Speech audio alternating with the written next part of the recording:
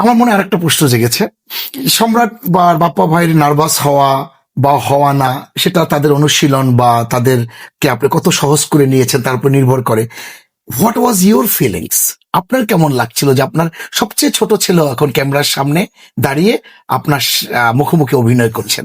এটা কি আপনার কোনো স্বপ্ন পূরণ বা কোনো আশা পূরণের কোনো স্মৃতি আছে? আমি গর্ববোধ করতাম জি, যে আমি আমার ছেলের সঙ্গে অভিনয় করছি। বাহ, এটা তো অত্যন্ত গর্বের বিষয়। কটা নায়কের কপালে জোটে, এক্স্যাক্টলি সেটা আমি করেছি। কিন্তু অভিনয়ের ব্যাপার আমি কিন্তু কোনদিন কম্প্রোমাইজ করলাম, মনে স্বার্থপর, ভীষণ স্বার্থপর। আমি তারে বলছি, তার সামনে বলছি, এখানে সে কনফিউজ ছিল, ওখানে তার নায়িকা রুমানা ছিল। সে বলছে আপনি মারবেন কি? করলাম কেন, তোমাকে প্র্যাকটিস করি। সে ঘাবড়ে গেল এবং তার মার কিন্তু মার হয়েছে, ওই যে রোলারটা দিয়ে পিটা মার হয়েছে। কারণ আমাকে ডাইরেক্টর বলছে না আপনি খালি এমনি দেন না, যে না ব্যথা পেয়েছিলেন। তার ফিলিংস আসছে, তাদের সত্য জায়গা আছে। তোর একটা এক্সাম্পল দিই আমি, চাপাডাঙ্গার বউতে জি, এটিএম শামসুজ্জামান বাপ্পাকে মারবে, বিচারে দেশে তাকে মেরে বার করে দেবে। তো চেলা কাট, তখন তো ডামি ডুমি নেই, চেলা কাট। তো এটিএম নিয়ে তুই এরম করছে, তুই বেরিয়ে যা, এরম করছে। আমরা এটা কি করছে? একটা টেক, দুটো টেক, তোর আমি খুব গালাগালি করলাম, এটিএম রে আমার এটা কি করছে? না বাপ্পা লাগবে তো, হুইজ বাপ্পা? আমার তো সে মা তাও আমার চরিত্র, রাইট। সে অন্যায় করেছে আপনার স্ত্রীর সঙ্গে, সে একটা অবৈধ সম্পর্ক ছিল, আপনি জেনেছেন। তো আপনি তারে মারেন না, আপনি কি করে মারতেন? আমি দেখালাম যে এইভাবে মারেন, বাপ্পাকে এটা মারলাম, এবং আপনি মেরেছেন, বাপ্পাকে মেরে দেখালাম। এবং তারপরে এটিএম খুব গালাগালি করেছি, তো সেও বেসিক্যালি আর্টিস্ট। আমি তো পাচ্ছি না জিনিসটা, আমার ক্যামেরা ধরা আছে। এটিএম খুব খেপে গেলে যে ভীষণ মারলো বাপ্পাকে মারলো, যে কেটে কুটে গেল। তারপর তাকে পড়ে যাবে, সে চলে যাবে। এটিএম শুটিং এর পরে বলছে আপনার সঙ্গে আর ছবি করবো না। পরে আপনার খারাপ লাগেনি? দেখেছে, পরবর্তী তাকে সান্ত্বনা দিচ্ছি, হাত দিচ্ছে আপনার, কিন্তু তার রেজাল্টটা তো আমি পেয়েছি, পর্দায় পাওয়া গেছে রেজাল্ট। যে ওই ছবিতে যেমন ওই বিচারের সিনটাই সাবানার মতো, তখন সাবানা সুপারস্টার, জি, তাকে নিয়ে ম্যাডাম ম্যাডাম করে। আমি যে আমার ছবিতে এগুলো নাই, ওই রোদ্রের মধ্যে প্রতিটি ফ্রেমে আমার সাবানা থাকবে। জি, সাবানাকে দাঁড় করেছি, তার অ্যাসিস্ট্যান্ট ছাতা নিয়ে গেছে, তার মেয়েটি, তাকে ইট বেরিয়েছে, আমি পালিয়ে গেছে সে। 8 ঘন্টা শুটিং হয়েছে, 8 ঘন্টা সাবানাকে একই জায়গায় দাঁড় করে গেছি। এবং সিকোয়েন্সটার শেষে সাবানা পড়ে ফিট হয়ে যাবে, অরিজিনাল পড়ে ফিট হয়ে গেল। তারপর সন্ধ্যার পরে তাকে বললাম যে ভাই দেখো, রেজাল্ট দেখে বলছে না দেখ ভাই, এটা দরকার। তো আমি বললাম না, আমি একজন অভিনেতা হিসেবে স্বার্থপর, পরিচয় স্বার্থপর, আমি কাউকে কম্প্রোমাইজ করি না। তারপর বলে এরকম করে মারবো না, একদম ট্রেনিং। আপনার ওই স্বার্থপরতার কারণেই কিন্তু এই ভালো ভালো কাজগুলি বেরিয়ে আসছে। আঙ্কেল, একটা প্রশ্ন করব, 60-এর দশকে তো দেখেছি আপনার জনপ্রিয়, তুখোর জনপ্রিয় ছবিগুলো। 70 দশকে, 80-র দশকে, 90 দশকে তারও ধারাবাহিকতা ছিল। 70 দশকে একটা এসে আপনার একটা ছবি অসাধারণ জনপ্রিয় হয়েছিল, হিট করেছিল, সাইফুল আজম কাশেম সাহেবের পরিচালনা, সোহাগ।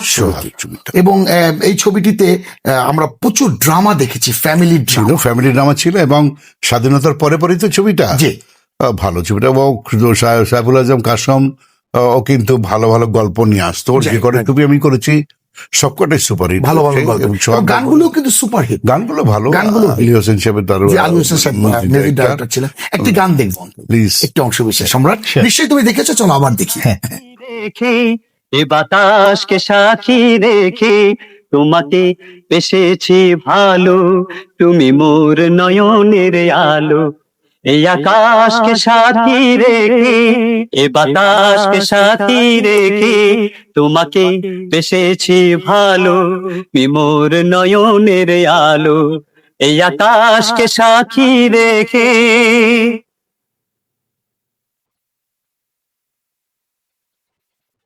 এ জীবন যাবে হেসে খেললে, ডুবে এসে তোমায় কাছে পেলে।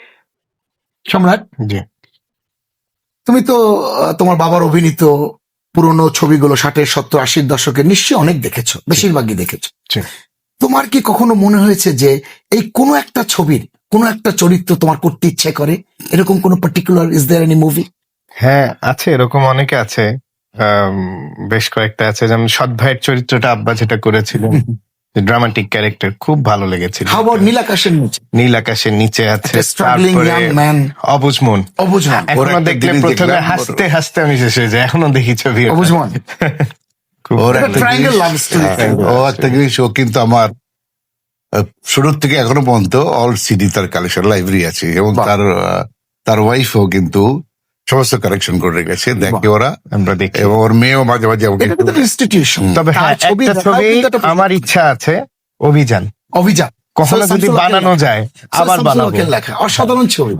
এই ছবিটা যখনই হয় Beautiful গল্প। টিভিতে, ইনফ্যাক্ট পরশুদিনে হচ্ছিল বাংলা ভিশনে, আমি দেখলাম পুরো ছবিটা, আমার খুব ভাল লাগে ছবিটা। ইটস এ ফ্যান্টাস্টিক ছবি। যেমন তখনকার সময় একটা বার্জের উপরে, মানে ওরা তো এখন টাইটানিক বানিয়েছে, Right, right. আর 20 বছর আগে বাংলাদেশের যে টেকনোলজি, পুরো ছবিটা শিপের উপরে। 20 বছর না, তারও অনেক আগে। আরো বেশি হবে ইনফ্যাক্ট, না টাইটানিকের থেকে 20 বছর কি 25 বছর হবে। এদিকে 81-82 এর ছবি ছিল। 82 ছবি। আমার মনে আছে, আমি তখন ছোট ছিলাম, আমাকে নিয়ে গেছিল একবার। আচ্ছা, তুমি যে সৎ ভাই ছবিটার কথা জি, বললা, জি, জি।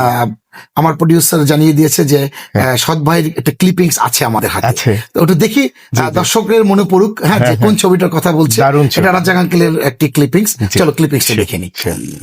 জলিল চাচা, মাস্টার সাহেব, এই উইল করার সময় তো আপনারা উপস্থিত ছিলেন, বলুন আমি ছিলাম, অথচ অভিযোগ উঠেছে আমি নাকি বাবাকে ফুসলে উইল করেছি। বলুন, আপনিও ছিলেন, আপনিও ছিলেন, আপনিও ছিলেন, বলুন আমি ছিলাম কিনা?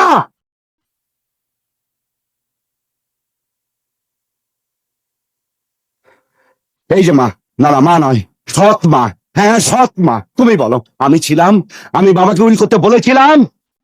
বলো। উইল সই করেছিলেন বাবা, উইল লিখেছিলেন উকিল সাহেব, আর একমাত্র সাক্ষী ছিলেন তুমি, আর উপস্থিত ছিলেন। আঙ্কেল, আমরা বিভিন্ন দেশের হিরো এবং আমাদের দেশের হিরোদেরকেও দেখেছি, তারা বিভিন্ন নায়িকার সাথে অভিনয় করেছে, গান গেয়েছে, নেচেছে। That's part of the culture, movie culture.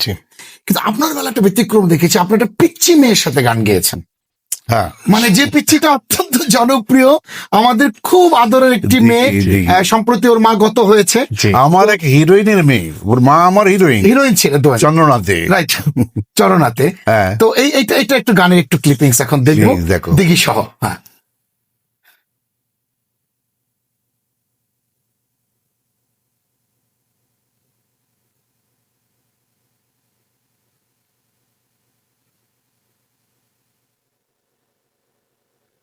O little friend, তোমার সঙ্গে আমি করব রোমান্স। না না না, দাদু নো পারমিশন, পাবি না তুমি চান্স চান্স চান্স চান্স। ও লিটল ফ্রেন্ড, তোমার সঙ্গে আমি। আমি যে জিনিসটা সবচেয়ে অপছন্দ করি সেটা হচ্ছে সময়টা শেষ হয়ে যায়, কিন্তু কিছুই করার থাকে না। খুবই সংক্ষিপ্ত সময়, তারপরও আঙ্কেল আপনাকে বলবো, আমাদের চলচ্চিত্রের অভিভাবক হিসাবে, আমাদের সবার মুরব্বী হিসাবে, সবার মাথার মণি হিসাবে, আপনি যদি দর্শকদের উদ্দেশ্যে কিছু বলতেন। আমি দর্শকদের একটাই কথা বলবো, মানুষের জীবনে সমস্ত উত্থান পতন হয়, সমাজে হয়। আমাদের চলচ্চিত্র শিল্প আজকে একটু দুর্দিনের মধ্যে যাচ্ছে। আপনাদের কাছে আবার আমাদের অনুরোধ, যেভাবেই হোক আপনারা যদি আবার সেই আগের মতো 60-এর দশকের মতো সিনেমা হলে ফিরে আসেন, এইসব বাচ্চারা অভিনয় করছে, তাদের অভিনয় দেখেন, আমাদের পরিচালনা দেখেন, আমাদের চলচ্চিত্র শিল্প আবার বাঁচবে। বাহ, এই দেশের চলচ্চিত্র শিল্প একদিন গর্বের ছিল, এখনো গর্বের আছে। আপনারা হলে ফিরে আসুন, হলে গিয়ে হলে ছবি ফিরে দেখুন। এসে ভালো মন্দ যা হচ্ছে দেখুন। আমার মনে হয় যে টিভিতে যেসব ছবি দেখেন বিদেশি, তাদের থেকে আমাদের ছেলেরা খারাপ ছবি বানাচ্ছে। এক্স্যাক্টলি। আসুন। জি। সরি সম্রাট, তুমি একটু যদি বলতে, অল্প করে, একদম খুব ছোট করে। আমারও দর্শকের উদ্দেশ্যে। একটাই অনুরোধ থাকবে, যদিও আমি আরেকটা জিনিস অ্যাড করতে চাই, আমাদের হলের পরিবেশটা একটু ভালো করা ভালো দরকার, করতে হবে, right? তাহলে মানুষ আসবে ছবি দেখতে। আমরা শিখছি, আমি আরো বলবো আমাদের গুণী পরিচালকদেরও দরকার, যারা আমাদেরকে গড়ে তুলবে, আমরা ভালো আর্টিস্ট হতে পারবো, এরকম হতে পারবো। জি, তো জি, সেই সুযোগটা আমাদের জন্য যাতে করে দেয়, আর এর জন্য দর্শকেরও সাপোর্ট দরকার, টেকনিশিয়ানদেরও সাপোর্ট দরকার, ইন্টিগ্রেশনটা দরকার। Thank you very very much. Most welcome. আমাদের সময় শেষ। অজস্র অজস্র ধন্যবাদ from the bottom of our heart. Diganta পরিবারের পক্ষ থেকে জানাচ্ছি অনেক অনেক ধন্যবাদ, কৃতজ্ঞতা। এবং নায়ক রাজ্জাক এসছেন। আমরাও রাজ্জাক পরিবার থেকে দিগন্ত পরিবারকে আন্তরিক শুভেচ্ছা, ধন্যবাদ অনেক শুভেচ্ছা জানাচ্ছি। তারা আমাদের এনেছে এখানে, এনে আমাদের এই অনুষ্ঠানটা করার সুযোগ দিয়েছে। দেশের মানুষের কাছে অন্তত কিছু বলতে পেরেছি। জি। তো রাজ্জাক পরিবার থেকেও আমরা তাদেরকে, দিগন্ত পরিবারকে আমাদের আন্তরিক শুভেচ্ছা জানাচ্ছি। ধন্যবাদ। ধন্যবাদ। দর্শক বন্ধুরা, সময় শেষ হয়ে গেল। আর সাধারণত এই ধরনের অতিথি থাকলে সময় খুব দ্রুত চলে যায়, সেটা আমি জানি না আপনারা কতটা বুঝতে পারছেন, কিন্তু আমি খুব ফিল করি প্রতি মুহূর্তে। তো নায়ক রাজ্জাকের শেষের কথাটি সূত্র ধরে আমি একটি কথা বলবো এবং বিদায় নেব, যে উত্থান পতন থাকে মানুষের জীবনে, ভালো মন্দ থাকে, একটা দেশের অর্থনীতি, রাজনীতি, সংস্কৃতি সব জায়গায় উত্থান পতন থাকে এবং খারাপের পরে ভালো আসে, এটাই স্বাভাবিক। হয়তো আমরা একটা ক্রান্তি লগ্ন পার হচ্ছি চলচ্চিত্রের, কিন্তু একটু ধৈর্য ধরুন, আমাদের সাথে থাকুন, আমাদের পৃষ্ঠপোষকতা করুন, আমাদের চলচ্চিত্র ছবি ঘরে গিয়ে দেখুন। কারণ মনে রাখতে হবে, এই চলচ্চিত্র আমাদেরই চলচ্চিত্র, আমাদের ভাষার চলচ্চিত্র, আমাদের ঐতিহ্যের চলচ্চিত্র, আমাদের সংস্কৃতির চলচ্চিত্র। আসুন আমরা আবার সবাই মিলে পৃষ্ঠপোষকতা করে এই যে ক্রান্তি লগ্ন আমরা পার হচ্ছি সেটাকে কাটিয়ে সামনের দিকে এগিয়ে যাই। অনেক অনেক ধন্যবাদ। দেখা হবে আগামী সপ্তাহে অন্য কোনো অতিথি নিয়ে। ভালো থাকুন, সুস্থ থাকুন, খোদা হাফেজ।